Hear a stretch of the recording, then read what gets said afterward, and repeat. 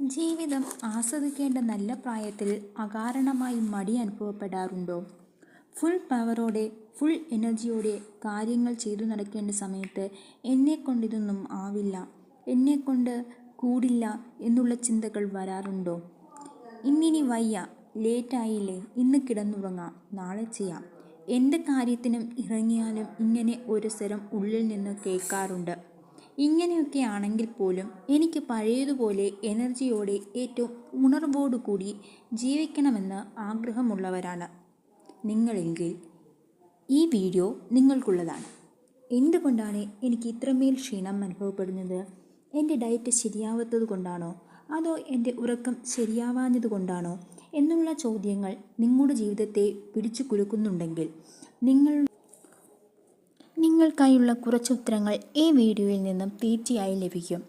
എങ്ങനെ നമ്മുടെ എനർജി തിരിച്ചു പിടിക്കാം, ചുറുചുറുക്കോടെ പ്രൊട്ടക്റ്റീവായി എങ്ങനെ സമയം ചിലവഴിക്കാം എന്ന് പറഞ്ഞു തരുന്ന കുറച്ച് ടിപ്പുകളാണ് നാം ഇന്ന് പരിചയപ്പെടാൻ പോകുന്നത്. സാധാരണയായി വല്ലാത്തൊരു ക്ഷീണം അനുഭവപ്പെടുമ്പോഴും പഴയതുപോലെ നമുക്ക് പ്രവർത്തിക്കാൻ ആവാതെ വരുമ്പോഴും എല്ലാം കാലാകാലങ്ങളായി നമുക്ക് തന്നെ അറിയാവുന്ന ചില കാരണങ്ങളുണ്ട്.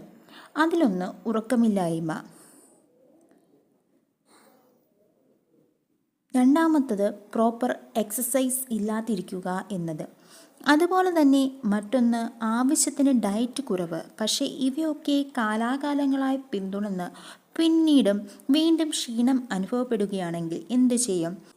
നമ്മളിത് ഫോളോ ചെയ്യാഞ്ഞത് കൊണ്ടല്ല, നാം ഫോളോ ചെയ്യുന്ന രീതിയിൽ ചില മാറ്റങ്ങൾ വരുത്തിയാൽ, ചില മിസ്റ്റേക്കുകൾ മാറ്റിയെടുത്താൽ നമുക്ക് കൂടുതൽ എനർജിയിൽ അച്ചീവ് ചെയ്യാനും കൂടുതൽ പ്രൊട്ടക്റ്റീവ് ആവാനും സാധിക്കും.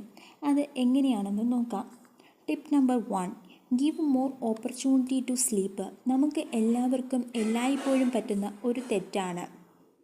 7 അല്ലെങ്കിൽ 8 മണിക്കൂർ ഉറക്കം നമുക്ക് കിട്ടുന്നുണ്ട് എന്ന് ഉറപ്പ് വരുത്താം. നാം 11 മണിക്ക് കിടന്നിട്ട് ഒരു 6 മണിക്ക് അല്ലെങ്കിൽ 7 മണിക്കൊക്കെ എഴുന്നേൽക്കുന്നത്. 11 മണിക്ക് ഉറങ്ങണമെങ്കിൽ ഒരു പക്ഷേ ഞാൻ 10:30 കിടക്കണം. സ്വാഭാവികമായും നാം ഉറങ്ങാൻ അരമണിക്കൂർ മുതൽ 3/4 മണിക്കൂർ വരെ സമയമെടുക്കുന്നു എങ്കിൽ ആ സമയം നമ്മുടെ സ്ലീപ്പിംഗ് ഹവേഴ്സായി കൂട്ടാൻ പാടില്ല. 7 മണിക്കൂർ അല്ലെങ്കിൽ 8 മണിക്കൂർ ഉറക്കം കിട്ടണമെന്നുണ്ടെങ്കിൽ നിങ്ങൾ ഉറങ്ങാനെടുക്കുന്ന സമയം അതിൽ കൂടാതെ നേരത്തെ കിടന്ന് പരിശീലിക്കുക. അങ്ങനെ കിടന്നുറങ്ങാൻ കിട്ടുന്ന ഒരു അവസരവും പാഴാക്കാതിരിക്കുക. Fight more opportunity to get a better sleep. ഇനി അടുത്ത tip number 2, do not misuse caffeine. നമ്മൾ കുടിക്കുന്ന കാപ്പിയെപ്പറ്റി നമുക്ക് പ്രോപ്പറായ അറിവില്ലാത്ത സിറ്റുവേഷൻ ഉണ്ടാവാറുണ്ട്. മറ്റൊന്നും കൊണ്ടല്ല, നമുക്ക് അതിനെപ്പറ്റി ആവശ്യത്തിന് ബോധവൽക്കരണം കിട്ടിയിട്ടില്ല. കാപ്പി കുടിക്കുമ്പോൾ നമ്മുടെ ഉള്ളിൽ എത്ര നേരം അതിലെ കാഫീൻ നിലനിൽക്കുമെന്ന് നിങ്ങൾക്കറിയാമോ? പൊതുവെ പറയാറുള്ളത് 4 മുതൽ 5 മണിക്കൂർ വരെ എന്നാണ്. പക്ഷേ യഥാർത്ഥത്തിൽ ആ 4 മുതൽ 5 മണിക്കൂർ വരെ എന്ന് പറയുന്നത് നാം കാപ്പി കുടിക്കുമ്പോൾ വഴി നമ്മുടെ ഉള്ളിൽ എത്തുന്ന കാഫീൻ 50% മാത്രമേ ആകുന്നുള്ളൂ. വൈകിട്ട് 4 മണിക്ക് ഒരു കാപ്പി കുടിച്ചാൽ ആ കാപ്പിയുടെ ഇമ്പാക്റ്റ് പിറ്റേ ദിവസം വരെ നിൽക്കാം. സോ ഇത് നമ്മെ കൂടുതൽ ക്ഷീണിതരാക്കാൻ കാരണമാകും. അതിനാൽ രാവിലെ എഴുന്നേറ്റ് കാപ്പി കുടിക്കുന്നതൊന്നുമല്ല, പരമാവധി ഉച്ചയ്ക്ക് ഒരു 12 മണിക്ക് ശേഷം കാപ്പി കുടിക്കാതിരിക്കാൻ ശ്രമിക്കുക. Tip number 3, put your screen away from the bed. ഉറങ്ങുന്നതിന് മുമ്പ് നാം ചെയ്യുന്ന മറ്റൊരു മിസ്റ്റേക്കാണ് നമ്മൾ എപ്പോഴും നമ്മുടെ മൊബൈൽ സ്ക്രീനിലോ ലാപ്ടോപ്പിൻ്റെ സ്ക്രീനിലോ നോക്കിക്കൊണ്ടിരിക്കും എന്നുള്ളത്.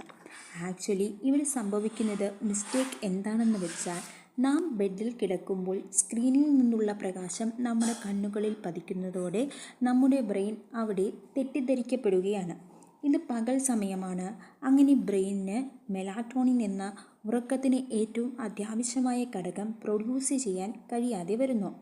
മെലാറ്റോണിൻ ഇല്ലാതെ പ്രോപ്പറായ ഒരു സ്ലീപ്പ് കിട്ടില്ല എന്ന് നമുക്കറിയാം. So don't make that mistake again. ഇനി അടുത്ത tip number 4, move your body. സൈക്കോളജിയുടെയും ഫിസിയോളജിക്കും ഒരുപാട് ബന്ധപ്പെട്ട് കിടക്കുന്ന 2 കാര്യങ്ങളാണെന്ന് പ്രത്യേകിച്ച് പറയേണ്ട കാര്യമില്ലല്ലോ.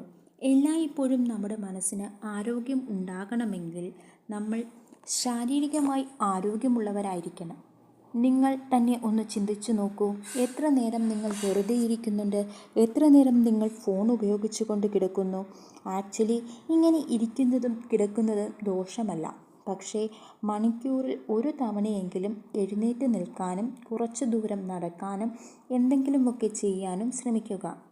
ആഴ്ചയിൽ 3 ദിവസം ഞാൻ ജിമ്മിൽ പോകുന്നുണ്ട്, ആഴ്ചയിൽ 4 ദിവസം ഞാൻ ഓടാൻ പോകുന്നുണ്ട് എന്നുള്ളത് മാത്രമായില്ല. ഒരു ദിവസത്തിൻ്റെ അരമണിക്കൂറിൽ നാം കണ്ടിന്യൂസ്ലി ഇരിക്കുകയാണെങ്കിൽ പോലും ശാരീരികമായി നമുക്ക് ക്ഷീണം കൂടിക്കൊണ്ടേയിരിക്കും. അതുകൊണ്ട് തന്നെ കിട്ടുന്ന അവസരങ്ങളിൽ എഴുന്നേറ്റ് നിൽക്കാനും നടക്കാനും എന്തെങ്കിലുമൊക്കെ ചെയ്യാനും ശ്രമിച്ചു കൊണ്ടിരിക്കുക.